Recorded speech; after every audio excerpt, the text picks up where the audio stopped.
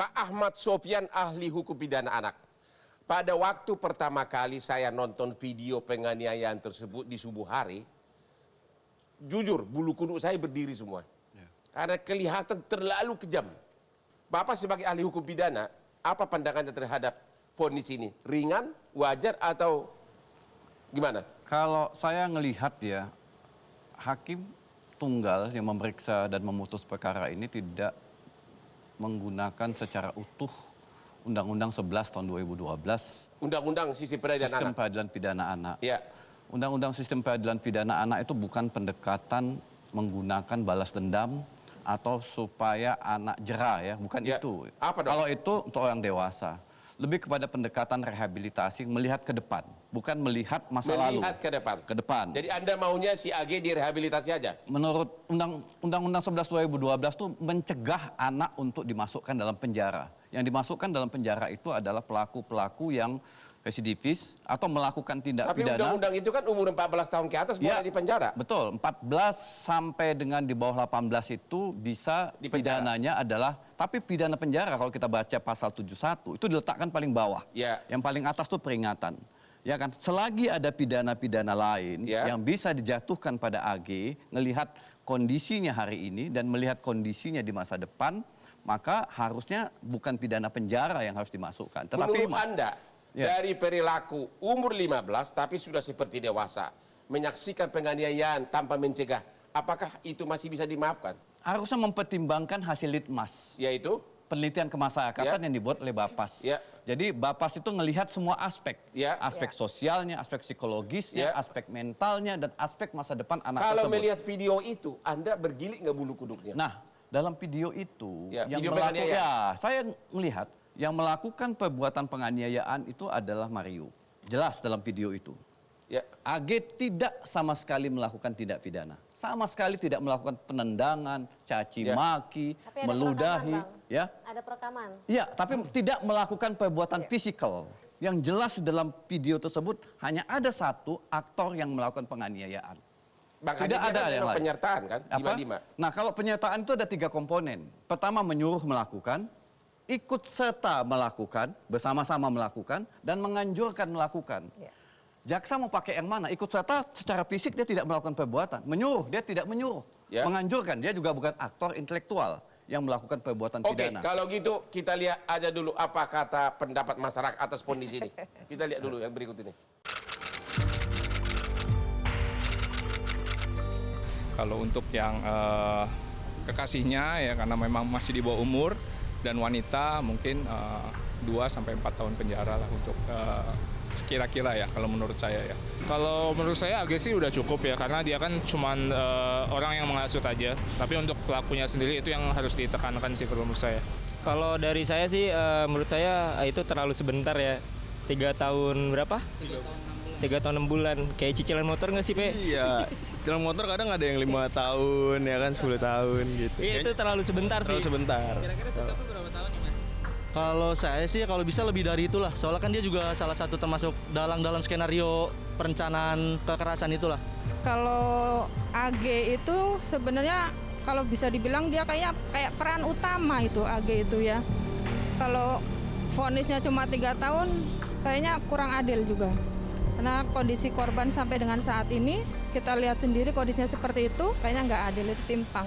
Gimana nih Pak Ahmad Sofyan? Hampir semua rakyat mengatakan vonisnya terlalu ringan. Karena menganggap AG itu orang dewasa. Kalau kedewasaan mungkin kedewasaan psikologis, tapi dari psikis kedewasaan juridis adalah di bawah 18 tahun yang dikatakan. Jadi hanya gara-gara umur Anda mengatakan tidak pantas dihukum 3,5 tahun, begitu? Bukan, saya bilang bahwa hakim harus melihat ada bentuk hukuman lain yang bisa dijatuhkan kepada AG untuk pemulihan mental dan sosial dia. Oke. Sekarang kita tanya dulu Ibu Retno nih, yang pemerhati anak.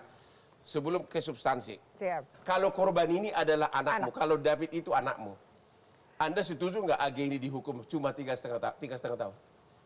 Kalau saya lebih kepada tadi ya, Pak Sofyan, saya sepakat bahwa bagaimana ini memang anak gitu. Jadi kita kan tetap secara yuridis harus menggunakan undang-undang sistem peradilan pidana anak tadi.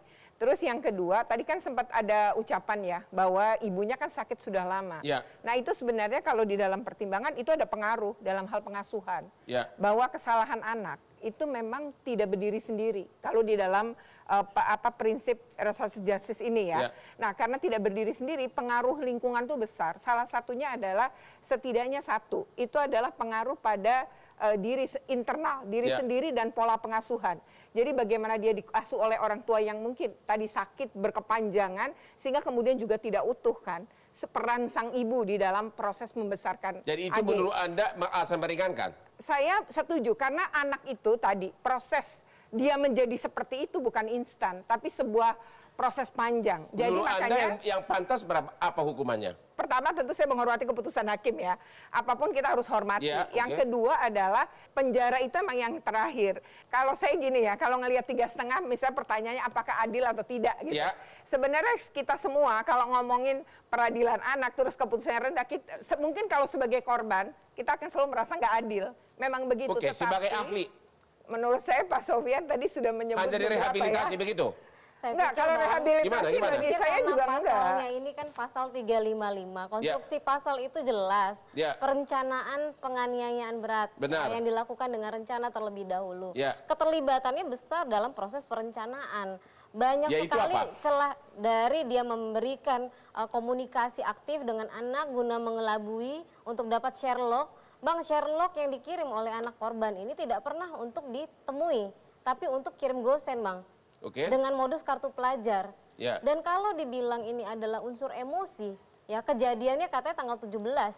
Kejadian yang katanya ada pelecehan. Katanya dilecehan 17. 17. Ya. Kemudian konfirmasi terkait dengan anak korban itu tanggal 30 Januari. Ya. Yang si MDS sempat telepon anak korban ngancem nembak. Ya. Kemudian anak korban sempat nanya ke anak AG, "Ini cowok lu ngapain ngontak gua?"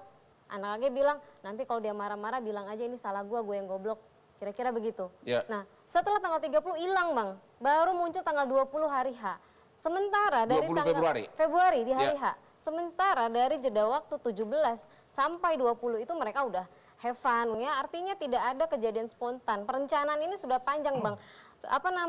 Batinnya dia sudah bisa menentukan melakukan atau tidak melakukan. Dan anak ini justru memberikan ide terkait kartu pelajar. Ini menarik nih. Ini ahli hukum juga nih. Ya. Batin dia pada waktu dia sudah having fun dengan si M sudah bisa menentukan mana yang bisa dilakukan atau tidak.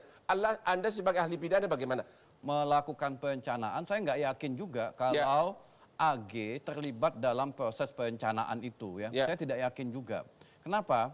Karena AG ketika bertemu dengan M ya, itu tidak konteksnya untuk berbicara tentang rencana penganiayaan terhadap D ya, tidak dalam konteks itu.